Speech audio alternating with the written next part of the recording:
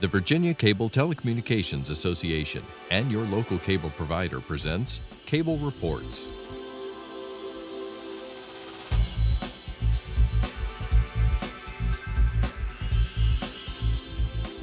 Join us now as Cable Reports brings you up to date on current issues facing the Commonwealth through discussions with your local legislators and other policymakers from across Virginia.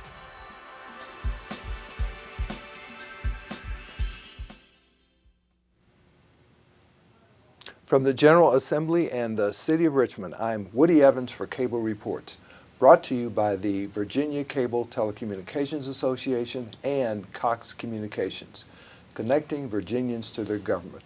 Please welcome Senator John Miller from District 1.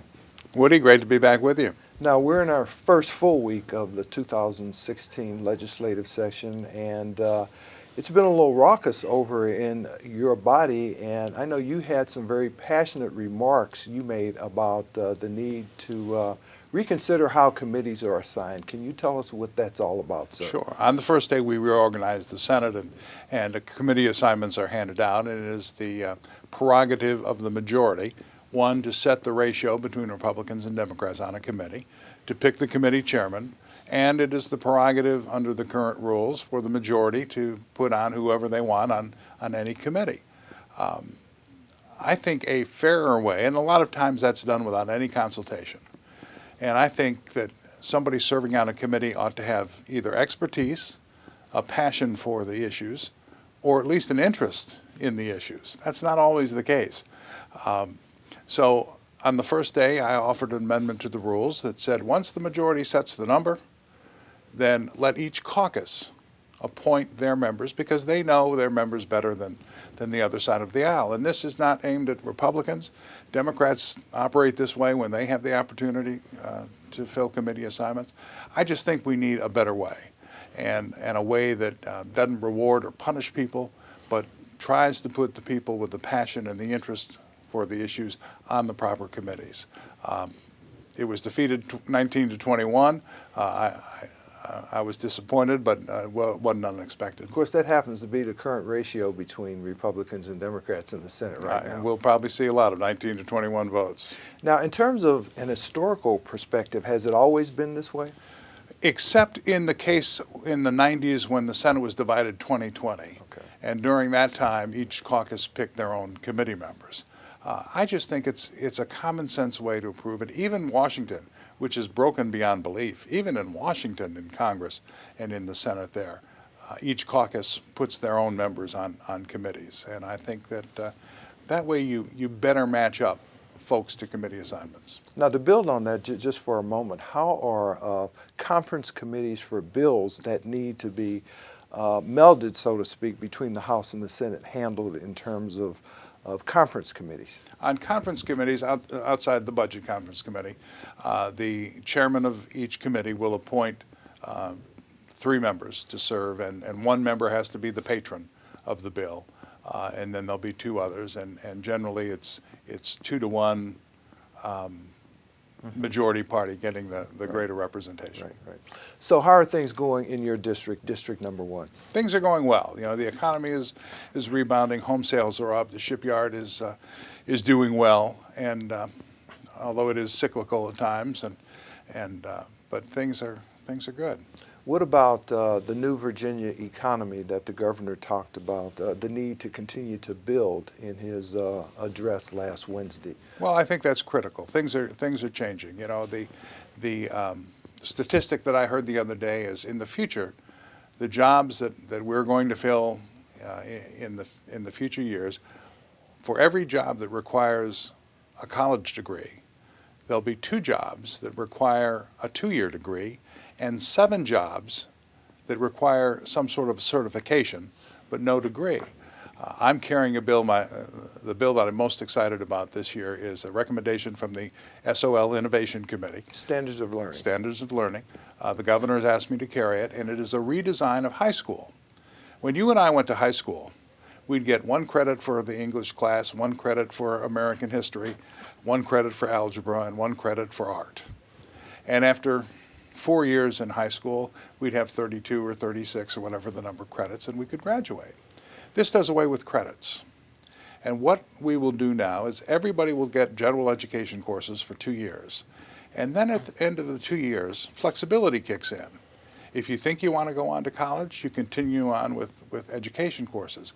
But if you would like to go to the shipyard and make $100,000 running a crane, then you can get an internship or an apprenticeship or industry certifications to better prepare you when you do graduate from high school, that you'll be able to get a high-paying, good job in this economy.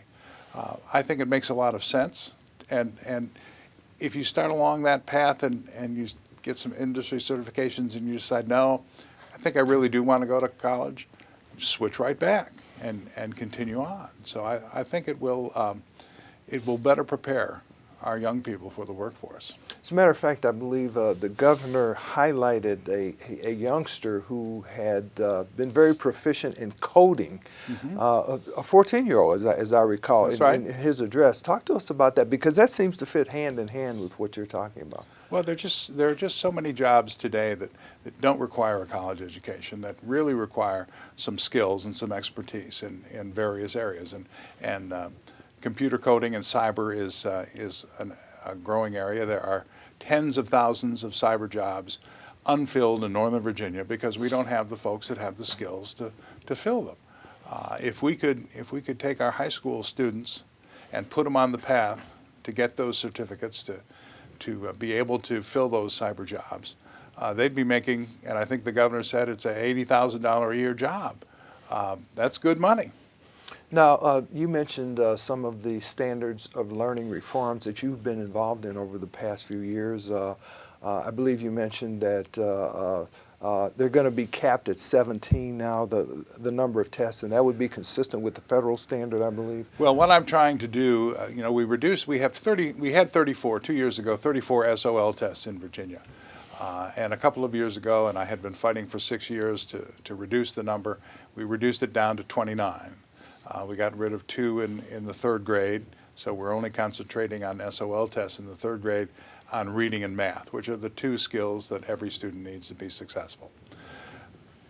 I think we ought to continue to reduce the number of SOL tests down to the 17 required by the federal government. We test too much, Woody. We spend too much time teaching to the test. We've got a generation of children who are great at memorization, but they can't think critically, and those are the skills that our children will need in the future.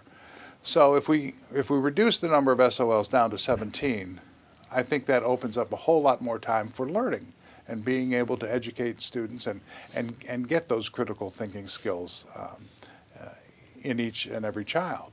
There's one other component to this. There's no time limit on an SOL test. And so I've heard stories of elementary school students going in and sitting for a test for 6 hours. 6 hours. 6 hours. Then going home because they haven't finished it and coming back the next day and spending another 3 or 4 hours finishing the test. Sounds like a PhD dissertation almost. Well, we ought to be testing knowledge and not endurance. And if you look at the test scores, at the beginning of the test, in the first couple of hours, the scores are very good, but after that, they just fall through the roof, through the floor. And so I've got legislation that said in the elementary schools, you can only test 2 hours at a time. You can do it over 2 days, so there'd be a 4-hour limit. But we ought not to have children sitting there for 6 hours or 8 hours or 10 hours trying to pass an SOL test. Yeah, it's amazing the amount of stress that's brought to bear on those youngsters, and of course teachers as well as parents are stressed out these days. Elementary, middle, high school, that ought to be fun times. That ought to be time to learn and explore and find out what your interests are. But every child understands the importance of these SOL tests and how important they are not only to their future, but to the teachers and the schools. And so there's a tremendous, and we've heard from students, a tremendous amount of stress on these kids, and we ought not to put them in that position. I know you've been very supportive of our military. I know you have a lot of veterans in your district, and more importantly, I know you've had legislation dealing with letting the school districts know the students who are who make up military families. Well, we passed that legislation last year with the help of the First Lady of Virginia. Both she and I serve on the Virginia Compact for interstate opportunities for military children. And what that does is it tries to make the transition for a military family coming in from another state into Virginia just as smooth as possible.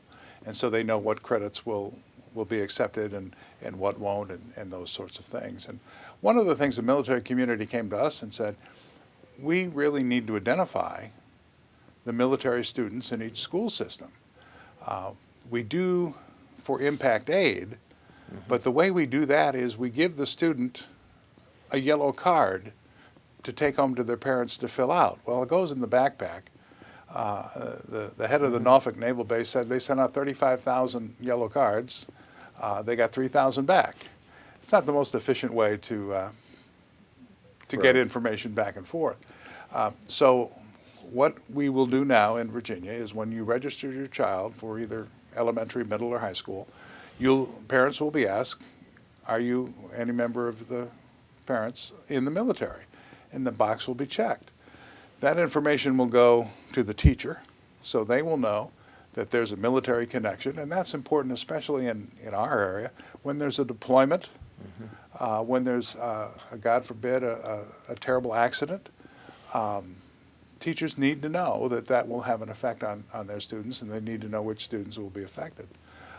And the other thing it will do, Woody, is that there are a lot of grants for military-connected children that are available from the federal government. For the first time, Virginia will now have real hard numbers on how many students we have that are military-connected, and we'll be able to apply for those grants. Now, what about pay raises for teachers? I think they come under the generic rubric of state employees, but there's some aid that localities will have to put in order to accomplish that. Well, as you know, I've been in the Senate, this is my 9th year, and for 7 of those years, we've had budget deficits of billions and billions of dollars, and we've closed those deficits not by raising taxes, but by cutting people and services. Last year, we were able to give a raise for the first time in many, many years, and the governor has proposed in his budget a raise of 2% in the second year. I understand that people don't go into teaching for the money, but we ought to pay them a decent wage. And in Virginia, I always thought that we ought to be above the national average, and we're not. So I would hope that we would be able to, when we finally massage the budget, be able to give a raise for all state employees and teachers in both years. Now, you've also been active in terms of ensuring that our kids in K through 8 get physical education, and that kids are also protected in terms of a concussion protocol. Talk to us about those two matters. Well, the concussion protocol, Senator Northam, when he was Senator Northam and not Lieutenant Governor Northam, passed some legislation establishing protocols for concussions for public schools. My legislation last year extended that protocol to anyone who uses public fields, public school fields. So the rec leagues and the youth leagues that play there will now have to have a concussion protocol. The other thing that I have been trying to do for several years and have not yet been successful, but I noticed that one of the delegates in the House is offering the same bill, is to require 20 minutes of physical activity every day for children in K through 5. This is the first generation of children, Woody, that is not expected to outlive their parents. That's amazing, really. It is. It is a frightening statistic. But because of childhood obesity and all the different diseases that come with that, and all the sugary drinks we drink and that sort of thing, this is a generation at risk. And so if we can get, at a minimum, our kids up and walking around and physically active, and it's not a PE class, it's just the ability to get at least 20 minutes of some sort of activity. When you and I went to school, we had recess. Absolutely. Send you out in the field for 45 minutes and you run around or play ball or whatever. Not every school in Virginia offers recess anymore, and so there's not an opportunity to to get out and have that activity. Some schools are doing great things. They're teaching mathematics in addition by hopscotch. You hop to the 5, to the 3, and to the 8. Hampton has put in bicycles, stationary bikes in the library. So when they're reading, the kids can be pedaling. Those are the types of things that we need to do. What about preschool funding? How important is that to the ultimate success of our student bodies? Well, it's critical. It is absolutely critical that our children come to school ready to learn. And there is additional money in the governor's budget to increase the number of children that can have a pre-K experience. But the studies have all shown that when a child arrives at school ready to learn, they do much better, and they continue on a more successful track. So I'm pleased to see that we're adding funding to preschool education, because it is critically important. Now, at the 3rd grade level, if you're not able to read at that level, what are the consequences? The consequences are that you immediately begin to fall behind. And the further you go along, the further behind you get. And so what you see is a child who can't read in the 4th grade becomes a class clown. And the 5th grade becomes a disciplinary problem. And in the 6th grade becomes a delinquent. And so they're on a path to prison, because they're going to drop out of school and they're going to become involved in the juvenile justice system. And studies have shown that we've sort of flatlined our 3rd grade reading test score rate. About 80% of the children pass.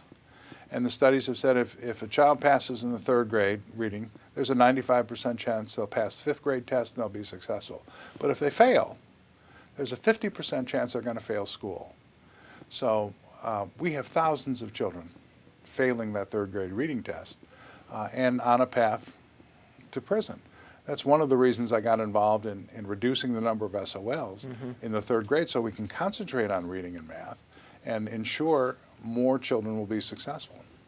What happens if a student does not take one of the SOL tests? Is that counted against the school district? It is. If a parent can opt out of SOLs, opt their child out. But if they do, the school receives a 0. Okay. Yeah. I've got legislation to say if a parent opts out, which is their right, that shouldn't be held against the school. Just count the scores of those who took the test. Sure. That seems to me to be common sense. But some schools are failing to meet accreditation, not because the students are not doing well, but parents have opted their children out, and schools get a 0, and that's what's holding them back. Yeah. Let's turn our attention to your district once more, especially to some of the environmental challenges. Some people liken the Hampton Roads area in terms of flooding vulnerabilities to the city of New Orleans. Talk to us about those challenges. Well, Hampton Roads is the 2nd most vulnerable area in the country, second only to New Orleans, for sea level rise and recurrent flooding. And so the Navy has recognized that this is a factor, and they've spent millions and millions of dollars raising the piers in Norfolk because the sea is rising. It is rising at a rate double than anywhere else in the world. Double? Double. So it is a serious issue. Last year, I passed legislation saying that in the Hampton Roads region, every locality had to come up with a plan to combat sea level rise. But more importantly, they'd have to share that plan with all their neighbors, so we can have a regional approach on how to deal with this, rather than Hampton doing one thing, which will impact Newport News, but Newport News doing something else. So now we've got the ability to have a regional plan on sea level rise. This year, I'm putting in legislation that says when VDOT proposes a road project anywhere on the Eastern Shore or in the Hampton Roads Planning District area, they have to consider the effects of sea level rise. And they've got to do that either before the road is approved or money spent, or the first public hearing. And they've got to come out publicly with a written statement on what the effect of sea level rise will be on the road, and take that into effect when they design it. Now, what about bridges? Is there a need to have more intermodal access to those bridges? There really is. We're not going to pave our way out of traffic problems in Hampton roads. And you know, we're widening Interstate 64 from Newport News up to Williamsburg, and hopefully beyond up to Richmond, adding a third lane, which is critically important, being able to get not only commerce but tourists in and out of the area. But we can't continue to widen roads and pave. So I've got legislation that says for every major crossing in Hampton roads of water, there must be a multimodal component to that. Now, whether that's a lane for buses, a lane for high-speed rail, there's got to be something, because we've got to be able to move people in and out of the area and around the area, in addition to just using cars. So this flooding at some point in your district can become a public safety issue. And as you say, the Navy has recognized it for a long time. It's potentially a national security issue as well. Absolutely. And it is, if you've lived in Hampton roads for 20 years, you will know that there are areas that never used to flood that are flooding today. It is a combination of the sea level rising, but also the land is shrinking. And so that compounds the effect. But we've had instances where a thunderstorm would shut down the Hampton Roads Bridge Tunnel. A thunderstorm. We can't continue to live like that when just minor weather events are shutting the place down. So there's significant military presence in the Hampton Roads area.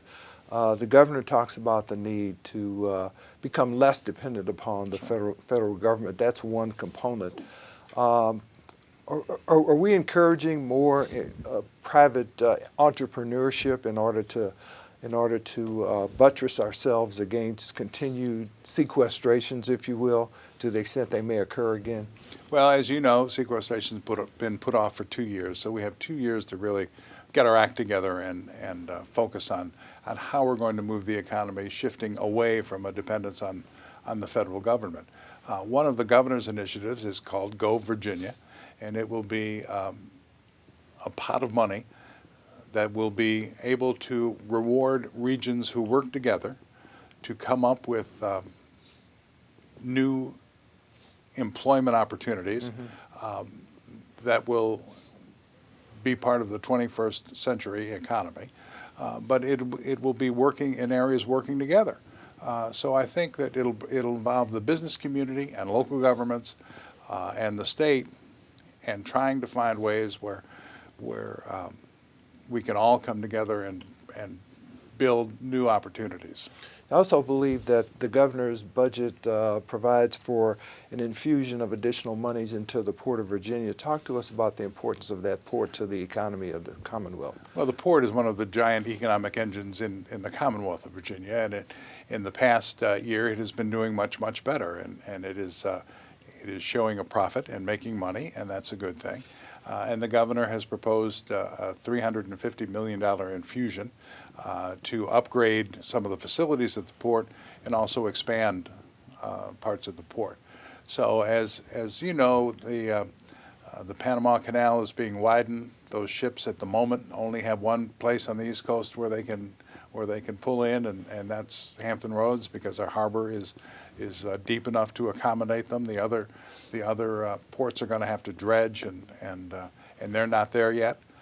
So we have an opportunity to really get additional business in that port, and I think you'll see a continued economic opportunity and success at the Port of Virginia. Some people suggest that Virginia is the home of payday loans. It is. And I know you've been working on that issue for some time. Where are we on that now? Well, we have more payday loan operations in Virginia than we do McDonald's restaurants. Say that again. We have more payday loan operations than we do McDonald's restaurants in the Commonwealth of Virginia. Wow. It is hard to believe, but it's true. It is, if you drive through Hampton roads, you will see payday loans every few blocks. And these folks that go to payday loans are paying interest rates in excess of 280%. 280%.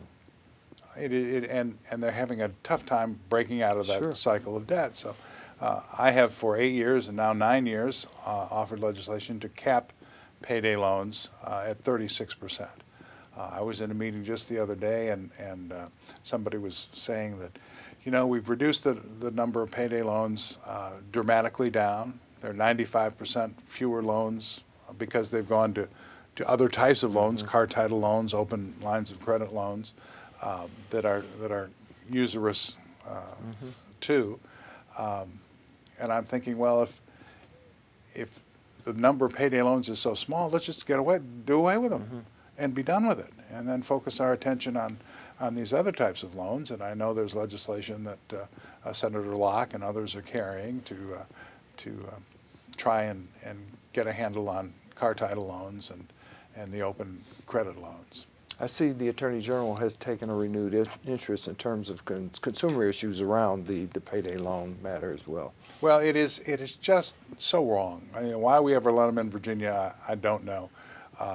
But to be able to have people forced to pay 200 and 300 and even more % on some of these open credit loans is just not right. So I've tried. I'm hoping that we're building momentum and be able to at least get rid of payday loans. Well, in our remaining minute or so, our favorite subject, redistricting, and the need for a bipartisan independent commission. Well, that is critical. I think it's the biggest problem we have in Virginia, is that we have so artfully drawn the lines, and again, both Republicans and Democrats have done it to protect their own, and I get that, but it doesn't serve democracy well. And you know, we were in a situation where every single member of the General Assembly who wanted to be reelected was reelected. That's never happened before, but because of computers and the ability to draw these lines, that is where we're at. So it's critical we get an independent commission. Great. Thank you for being here, Senator John Miller, representing Senate District 1. Good to be with you. Thank you for watching Cable Reports, brought to you by the Virginia Cable Telecommunications Association and Cox Communications. Until next time, I'm Woody Evans.